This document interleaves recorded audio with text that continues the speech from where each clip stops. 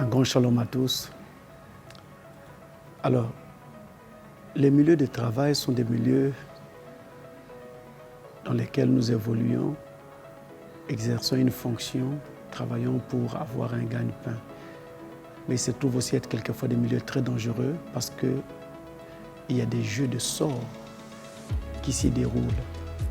On jette le sort à quelqu'un pour l'abaisser, pour le détourner, pour le sortir de sa position, pour l'amener à commettre des fautes, pour l'amener à ne pas travailler correctement ou même carrément pour le tuer, le rendre invalide, impotent, afin de prendre son poste.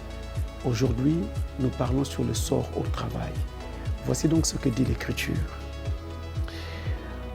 Dans le livre de Proverbes au chapitre 16 et au verset 33, il est écrit « On jette le sort dans le pan de la robe, mais toute décision vient de l'Éternel. » Oui, dans nos milieux de travail, il y a comme ça des sorts qu'on nous jette les uns sur les autres pour écarter certains, pour écarter d'autres, voire même pour tuer, afin de prendre le poste de son frère, de son collègue.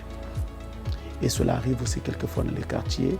Vous mettez une table devant votre parcelle, vous êtes en train de vendre et quelqu'un constate que c'est en train de marcher, il y a de la clientèle, alors une haine s'installe et on veut soit vous tuer, soit vous rendre incapable, invalide, impotent pour que vous n'exerciez plus.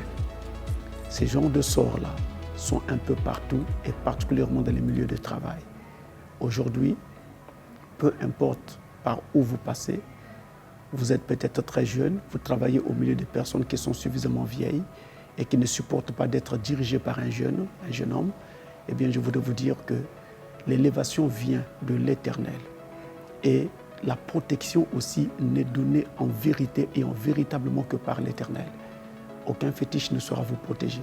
Un fétiche est comme un médicament. Il a une date de péremption. Il va agir pendant une période et après, il n'aura plus d'efficacité. Pareil pour tout ce que l'on peut faire dans ce sens-là en allant dans la direction de Satan. Mais la protection, la seule et la vraie, c'est celle que donne Dieu.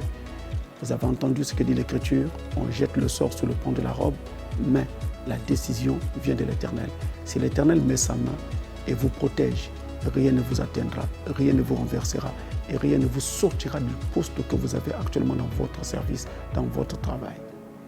Alors où que vous soyez et quel que soit votre besoin, quelles que soient vos peurs, quelles que soient vos inquiétudes, quelles que soient vos sueurs froides, nous allons invoquer le nom de l'Éternel. Nous allons appeler ce Dieu de la Bible qui n'a jamais changé et qui est le même hier, aujourd'hui, éternellement. Levez seulement votre main pendant que nous prions.